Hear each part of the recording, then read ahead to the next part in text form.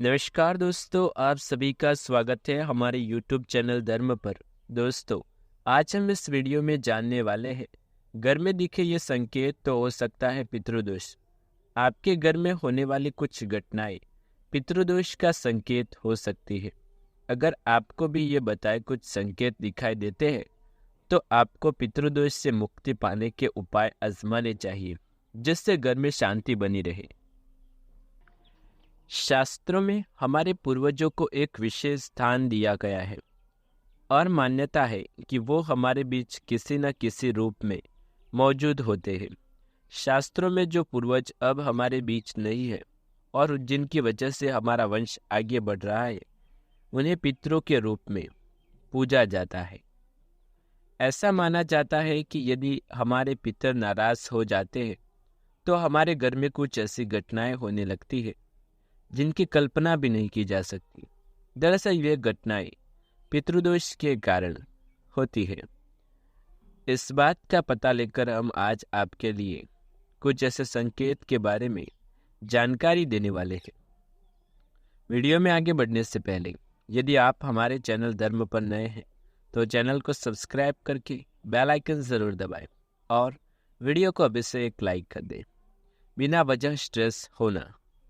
कई बार आपके घर में किसी न किसी वजह से तनाव की स्थिति बनी रहती है और इसके सही कारणों का पता लगा पाना भी मुश्किल होता है। दरअसल तनाव का एक कारण पितृदोष भी हो सकता है। अगर आपको घर में होने वाले तनाव का कारण नहीं पता चल रहा और इसका असर आपके जीवन में हो रहा है, आपको पितृदोष के निवारण के लिए कुछ उपाय आजमाने की आवश्यकता है। घर में चिंताओं का बढ़ना। अगर आप किसी छोटी सी बात को बहुत ज़्यादा सोचते हैं और आप उसका कारण भी पता नहीं कर पा रहे, तो समझे कि ये आपके घर में पितृदोष का सबसे बड़ा कारण हो सकता है। ऐसी स्थिति में आप परेशानियों को बढ़ाने के बजाय पितृदोष मुक्ति के उपाय आजमाएं।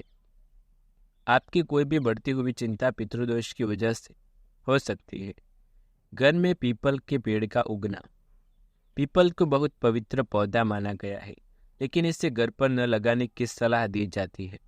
अगर आपके घर में भी अचानक से ये पौधा निकल आए तो समझे कि पितृदोष की वजह से ये हुआ है।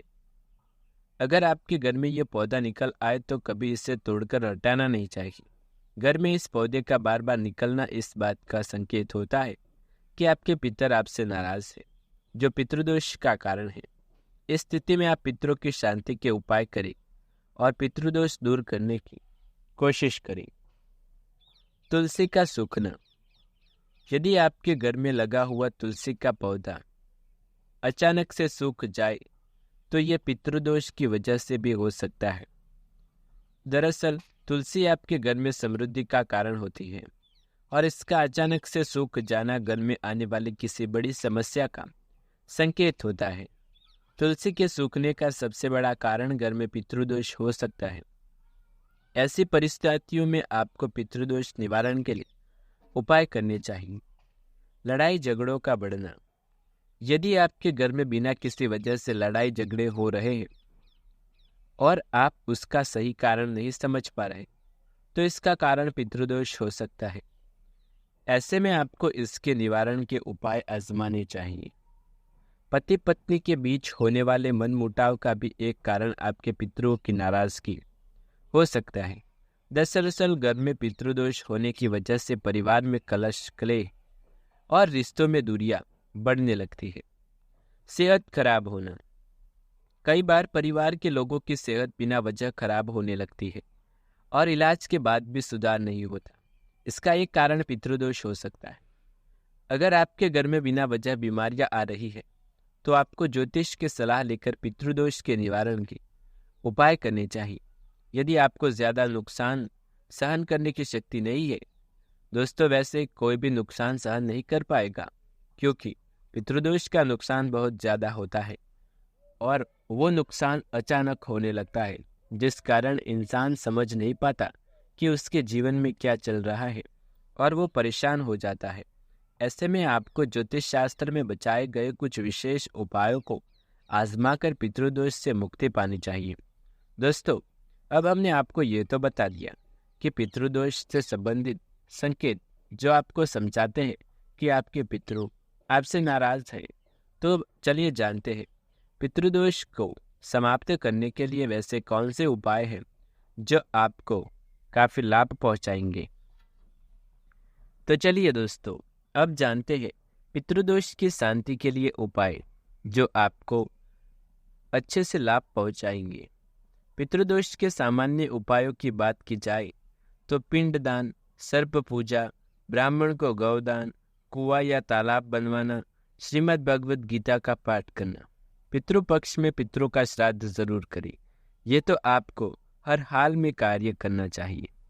कुंडली दिखाए और पितृदोष के प्रकार के अनुसार पितृ शांति के उपाय अपनाएं। यदि आप भगवान शिव और माता पार्वती की नियमित पूजा करते हैं तो भी समस्त प्रकार के पितृदोष होने वाले संकट टल जाते हैं। हर महीने अमावस्या पर नियमित रूप से गाय को भोजन कराएं, इससे भी पितृदोष कम हो जाएगा।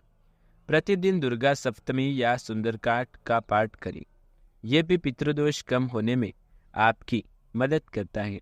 हर सुबह सूर्य को तांबे के लोटे से जल अर्पित करें और लाल फूल चढ़ाएं, इससे भी पितृदोष के कारण भविष्य में आने वाले संकट आसानी से टल जाते हैं।